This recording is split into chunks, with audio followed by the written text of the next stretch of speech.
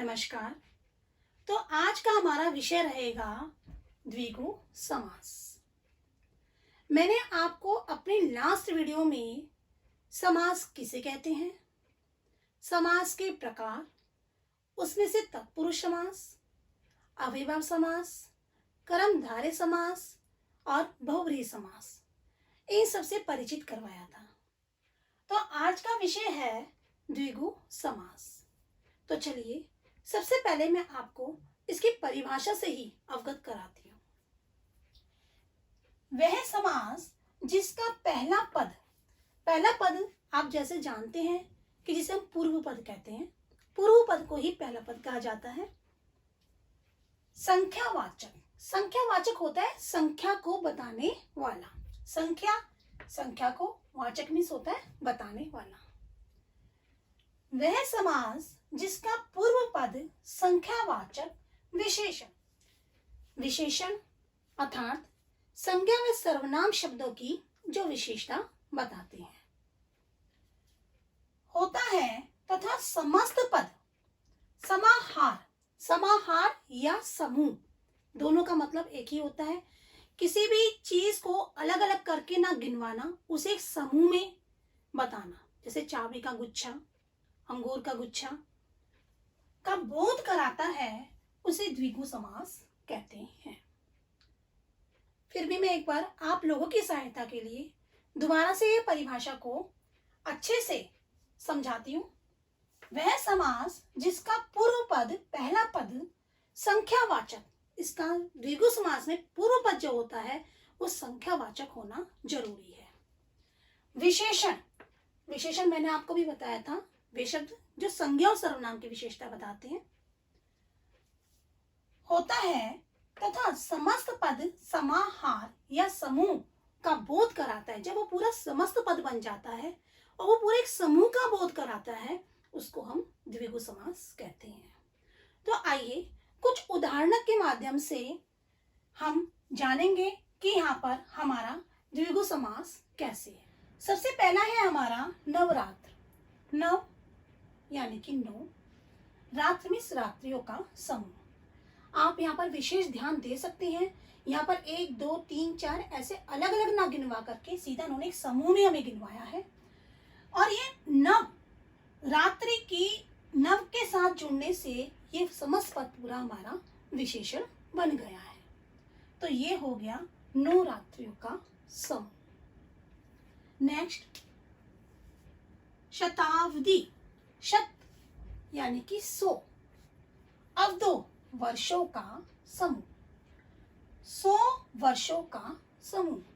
यहाँ पर वर्ष है, लेकिन जब हमने शत इसके साथ लगा दिया है, 100 लगा दिया है, तो ये हमारा पूरा पद, समस्त पद क्या बन गया है, ये हमारा विशेषण भी बन गया है। सहस्त्र अवधि, सहस्त्र अवधों का समूह। पंचवटी, 5 वट वृक्षों का समूह। वटी, तो आप देख सकते हो यहाँ पर हमारे हर जगह पूर्व पद जो है सारे वो संख्यावाची हैं। जब उत्तर पद उनके साथ मिला है तो समस्त पद ही हमारा क्या बन गया है, विशेषण बन गया है। नेक्स्ट त्रिभुज। त्रिभुज मीन्स होता है 3, भुज मीन्स होता है भुजाओं, 3 भुजाओं का समूह। तो आप देख सकते हैं एक तो संख्यावाची भी है, फिर साथ के साथ विशेषण भी है, जिसके कारण हमारा पूरा समस्त पद क्या बन गया है, वो विशेषण बन गया है। नेक्स्ट दोपहर। 2 मीन्स होता है 2, पहर मीन्स पहरों का समूह, 2 पहरों का समूह। तो आप देख सकते हैं ये भी 2 भी हमारा संख्यावाची है। तो यहाँ पूर्व पद भी संख्यावाची है और 2 के जुड़ने से क्या है, हमारा समस्त पद विशेषण बन चुका है। तो यहाँ पर क्या हो गया, हमारा 2 पैरों का समूह। नेक्स्ट नवग्रह। नवग्रह मीन्स होता है 9 ग्रह का समूह। तो पूर्व पद हमारा यहाँ संख्यावाची है, जब हमने इसको ग्रह के साथ जोड़ा तो पूरा समस्त पद हमारा विशेषण बन गया है। तो ये बन गया हमारा 9 ग्रहों का समूह। सप्ताह मीन्स 7 दिनों का समूह। यहाँ पर हमारा 7 जुड़ा है, 7 हमारा संख्यावाची है, साथ के साथ इसने हमारा विशेषण का भी कार्य करा है। तो समस्त पद क्या बन गया, हमारा पूरा विशेषण बन गया है। नेक्स्ट, सप्तद्वीप। सप्तद्वीप, सप्तद्वीप मीन्स होता है सप्त मीन्स सात, द्वीप मीन्स द्वीप, तो 7 द्वीपों का समूह। तो आप यहाँ देख सकते हैं कि हमारा पूर्व पद संख्यावाची है, साथ के साथ इसने विशेषण का भी कार्य किया है, तो हमारा समस्त पद क्या बन गया है, विशेषण बन गया है। तो 7 द्वीपों का समूह, तो इसका जब हमने विग्रह करा तो 7 द्वीपों का समूह हुआ। चौराहा, चौ मीन्स होता है 4, राहा 4 राहों का समूह। तो आप यहाँ पर भी देख सकते हैं पूर्व पद संख्यावाची है, साथ के साथ ये विशेषण भी है, तो जिसके कारण हमारा समस्त पद क्या बन गया है, विशेषण बन गया है। और विशेषण बनने के कारण, संख्यावाची होने के कारण यहाँ पर द्विगु समास है। तो मैं आशा करती हूँ कि आप सबको द्विगु समास अच्छे से समझ में आ गया होगा। इसकी सबसे अच्छी पहचान यही होती है कि इसका जो पूर्व पद होता है वो संख्यावाची होता है, और इसमें कोई भी चीज होती है वो समूह के रूप में आती है और गिनती के रूप में नहीं आती। तो चलिए अब आगे बढ़ते हैं। तो आप इस वीडियो के जरिए जानेंगे कि द्वंद्व समास किसे कहते हैं, इसकी परिभाषा क्या होती है, और द्वंद्व समास के समस्त पदों में ऐसी कौन सी विशेषता होती है कि जो अन्य समास से भिन्न है, या इसके विग्रह में ऐसी कौन सी विशेषता होती है जो अन्य समास से भिन्न है। वैसे तो मैं आप सबको बता देती हूँ, द्वंद्व का मतलब होता है जोड़ा। इसमें जो भी उदाहरण आएंगे वो एक जोड़े की तरह आएंगे। जब हम इसे समस्त पद में लिखते हैं तो उसके बीच में हम योजक चिन्ह का प्रयोग करते हैं, लेकिन जब हम इसका विग्रह करते हैं तो योजक चिन्ह हमारा लुप्त हो जाता है और उसके स्थान पर और, तथा, एवं इत्यादि शब्दों का प्रयोग किया जाता है। तो चलिए सबसे पहले मैं आपको इसकी परिभाषा से ही परिचित करवाती हूँ। जिस समास के समस्त पदों, समस्त पद तो आप जानते हो, पूर्व पद और उत्तर पद को मिलाकर जो हमारा समस्त पद बनता है, में दोनों पद प्रधान होते हैं। एक तो इसकी विशेषता है कि इसमें दोनों ही पद प्रधान होते हैं। जो हमने अन्य समास पढ़े हैं उसमें कभी उत्तर पद प्रधान है तो कभी पूर्व पद प्रधान है, या किसी तीसरे की ओर संकेत किया जा रहा है, लेकिन इसमें क्या होता है, दोनों ही पद प्रधान होते हैं। और जिनका विग्रह करने पर, जब हम समस्त पद का विग्रह करते हैं, दोनों के बीच समास, द्वंद्व समास। द्वंद्व का मतलब होता है जोड़ा। आज आप इस वीडियो के जरिए जानेंगे कि द्वंद्व समास किसे कहते हैं, इसकी परिभाषा क्या होती है, आखिर इसके समस्त पद में ऐसी कौन सी विशेषता होती है जो ये अन्य समासों से भिन्न है, या इसके विग्रह में कौन सी ऐसी विशेषता होती है जो ये अन्य समासों से भिन्न है। दूसरी बात, द्वंद्व समास में हमारे दोनों ही पद प्रधान होते हैं। जैसे मैंने आपको अन्य समासों में बताया था कि किसी का पूर्व पद प्रधान होता है तो किसी का उत्तर पद प्रधान होता है, या कोई समास किसी तीसरे की ओर संकेत कर रहा होता है, लेकिन इस द्वंद्व समास में हमारे दोनों ही पद प्रधान होते हैं।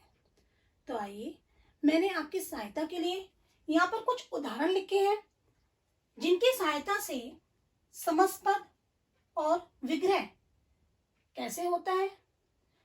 द्वंद्व समास में एक विशेष बात यह है कि इसमें जो भी शब्द होते हैं वो जोड़े के रूप में आते हैं।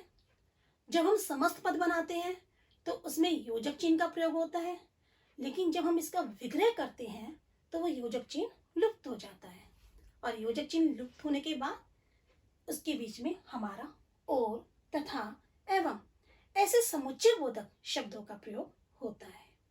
तो आइए सबसे पहले मैं आप सभी को इसकी परिभाषा से अवगत कराती हूँ।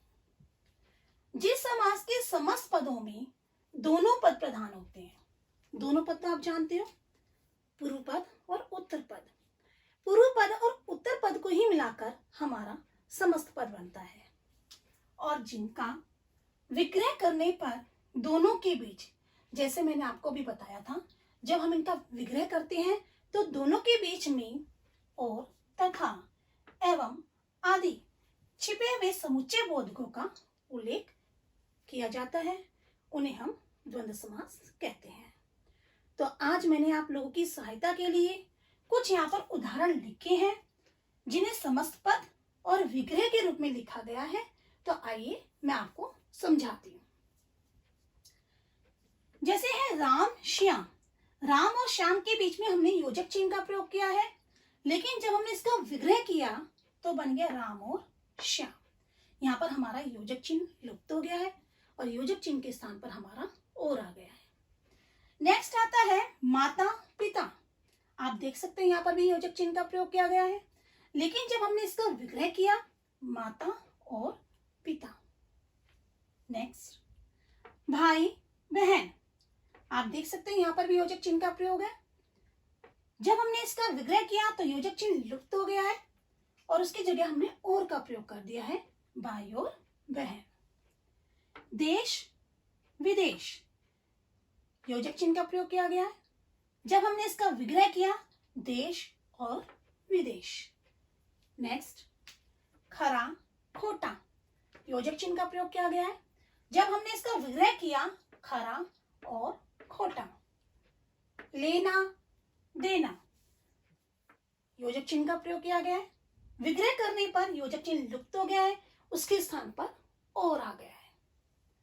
उतार चढ़ाव, देख सकते हैं यहाँ पर भी योजक चिन्ह का प्रयोग किया गया है, उतार और चढ़ाव।